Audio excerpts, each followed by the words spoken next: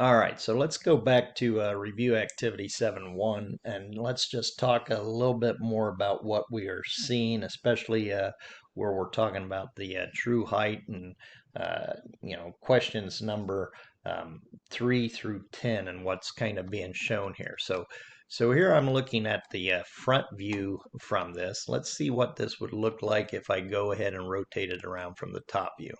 All right, so here in the top view, you would be seeing these inclined planes here. Notice the both of these holes and how they appear as a um, in this case, they appear elliptical or as an ellipse, even though we know that they are actually holes that are round.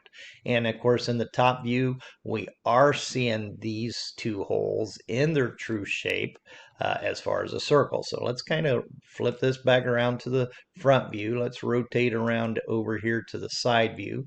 Notice now on this with the right side view, again, we're seeing that hole but that hole is an ellipse. So as we take a look at this here, as we kind of get an idea. Now, remember, part of the idea behind looking at these views and what we're seeing and translating them onto print is the idea to be able to actually visualize in our head how they get rotated around and manipulated as we move these from viewing plane to viewing plane.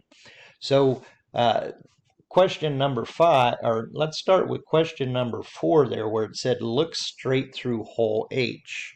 And we know that hole H is right here. So how would we manipulate this around in our head to kind of see how it would be where we would be looking directly through it? Well, we have to kind of come in here and get this more or less right here, perfectly alignment here where we would be looking at this straight on here to see exactly through that. So now notice when we get that auxiliary view lined up here, now we're seeing the true size and true shape. This is the depth.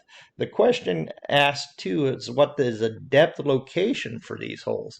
Well, again, because this is the depth here, so we would have the location being shown in the depth, and that's what that is getting at, which means the positioning of where this hole is going to be placed in this view. So, and we could get a better idea now to actually display that. So let's go ahead now and said that one was looking through straight through hole H. Let's go to the next one now and let's see how we can kind of manipulate this through to look straight through hole G. Now, again, here's hole G that we would now be looking straight through. This is in the top auxiliary view. Notice they didn't give us the full view like what's shown here.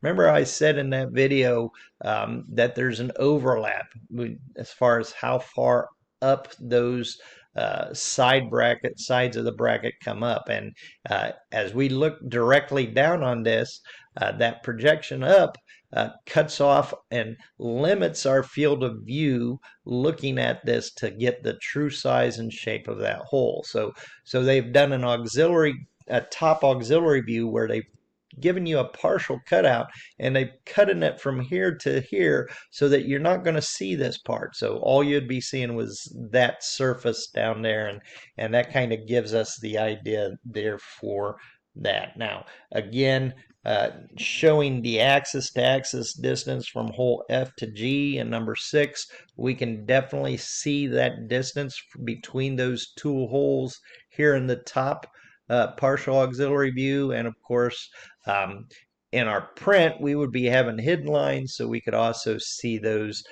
down here as well. Number 7 is asking for the depth location for part J, so our hole J. So we kind of have to go look, all right, well, here is hole J. And again, in the depth view, what they're referring to is the depth of view. So we have to kind of say, what is that location here? So we have to kind of come back over here now. Let's kind of manipulate this in and kind of get this to that auxiliary view here with this, where we'd be looking directly on it. And now we kind of see directly through hole J, and we also can kind of see where the location of that hole falls in the depth here as well. So that gives us that idea. So again, and we see true size and true shape here of this surface as we're taking a look at it. So when we see the both that on both of those, and of course we go back here now to the front view, this would be where we would actually be seeing how many angles or what that bend is there as well. So I just wanted to kind of give you one more view, so using our CAD system, so you can kind of see and get a better understanding of what we're talking about and what this would be looking like in your auxiliary views as we rotate and manipulate these objects around in our mind's eye to kind of get a better idea of how they look.